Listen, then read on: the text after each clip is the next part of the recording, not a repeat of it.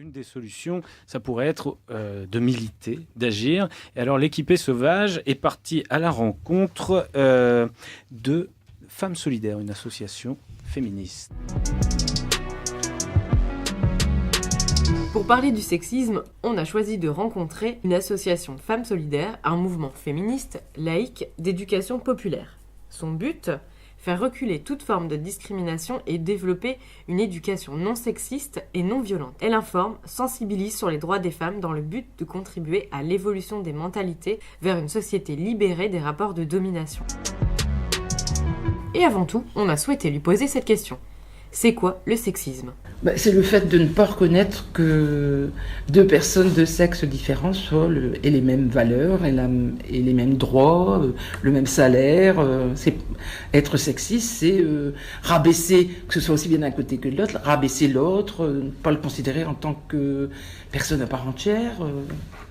Pour moi, c'est tellement vaste. Leur démarche n'est pas récente. Femmes Solidaires milite depuis 1945 et aujourd'hui, elle siège à l'ONU. Madame Théry nous raconte la naissance de l'asso et de ses grandes actions. C'est les femmes, en sortant du camp de Ravensbrück, qui ont créé l'association Femmes Solidaires. On fonctionne par comité. Dans toute la France, c'est une association nationale, même internationale maintenant. Et chaque département a des comités. Et nous, on a 13 comités ici dans le Nord. Les actions, c'est en fonction de l'actualité, bien sûr. Les grosses actions de l'époque, après-guerre, c'était donner aux femmes le moyen premièrement, le droit de vote, donner aux femmes le moyen de pouvoir vivre dignement. Maintenant, il y a des sujets qui reviennent toujours, c'est les prestations sociales, la CAF, la misère chez les femmes qui augmente énormément. Et en ce moment, c'est vrai que le gros truc, c'est la lutte contre le sexisme. Active également à l'international, Femmes Solidaires engage de nombreuses campagnes internationales sur la situation des femmes en vue d'aider à les faire progresser sur leurs droits ou sinon à les encourager et à continuer la lutte. Ces campagnes portent leurs fruits. En 1995, Femmes Solidaires s'est associée avec une autre association, ils se sont réunis pour s'occuper de petites filles en Éthiopie, pour qu'elles ne soient plus excisées. Et on a fait des marrainages. Et ça a marché. Alors on a marrainé 80 petites filles, et maintenant elles sont adultes. Et les petites filles qui viennent au monde maintenant, elles ne sont plus excisées. Les pères ont accepté que leurs petites filles ne soient pas excisées. Et les femmes aussi, parce qu'il y avait beaucoup de grand-mères, ça faisait partie de la tradition, tout ça. Les femmes ont accepté qu'elles ne soient plus excisées.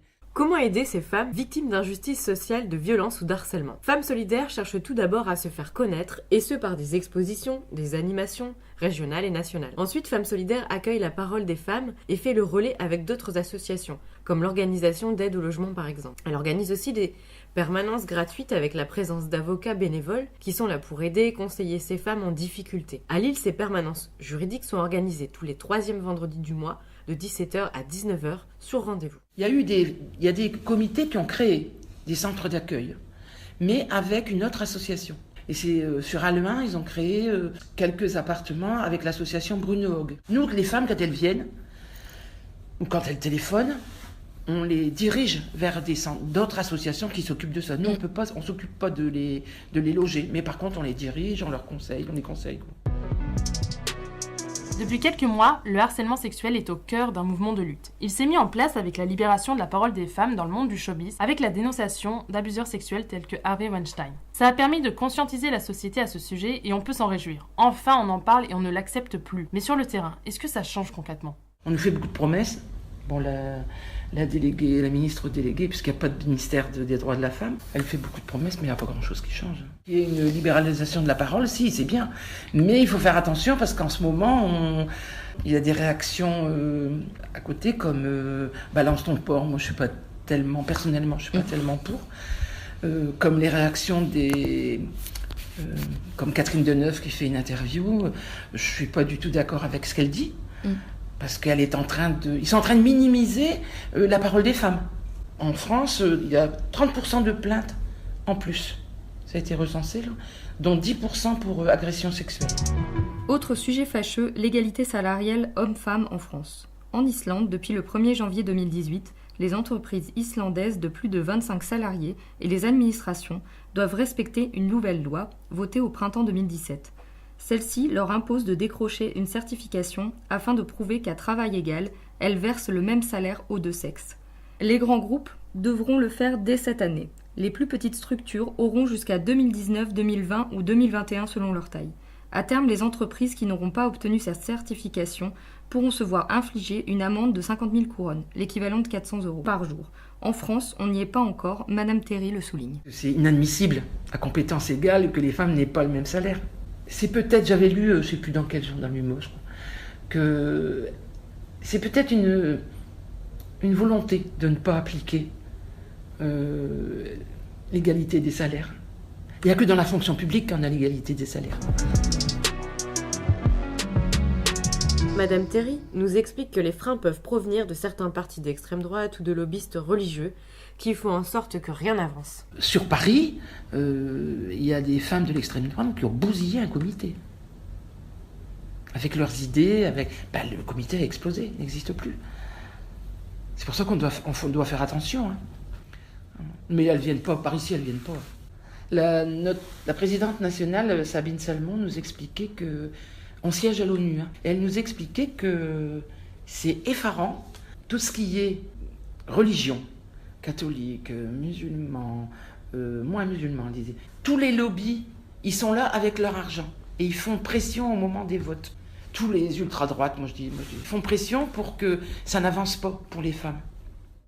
Femmes Solidaires, c'est donc une association composée de femmes, mais aussi de quelques hommes, de tout milieu. Tout le monde est le bienvenu à rejoindre l'association. Il y a de nombreuses actions encore à faire et à mettre en place, notamment au niveau de l'éducation et de la sensibilisation, car même si on peut penser que les mentalités évoluent, Madame Théry s'étonne de la pensée de certains jeunes. On travaille avec les lycées et les collèges, et dernièrement on a fait une journée, ça s'appelle la journée bien-être, et on rencontre des lycéens, des collégiens.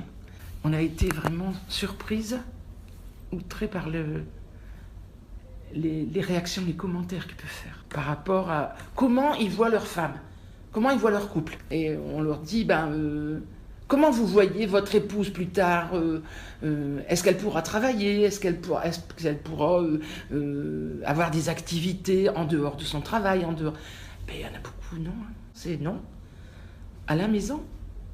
Et puis, faut pas donner de jouets de filles à mon garçon, il va devenir pédé. Là-dessus, il y a un travail qu'on n'avait pas il y a quelques années. Et des filles qui nous ont dit, de toute façon, moi, si mon mec, il me tape, même si je ne sais pas, lui, il sait pourquoi il me tape. C'est pour ça que là, la lutte contre le sexisme, elle va surtout être centrée sur les jeunes. Et on va travailler beaucoup plus avec les lycées, avec les profs. Là, va avoir l'agrément au niveau de l'éducation nationale pour aller pour travailler plus avec les écoles.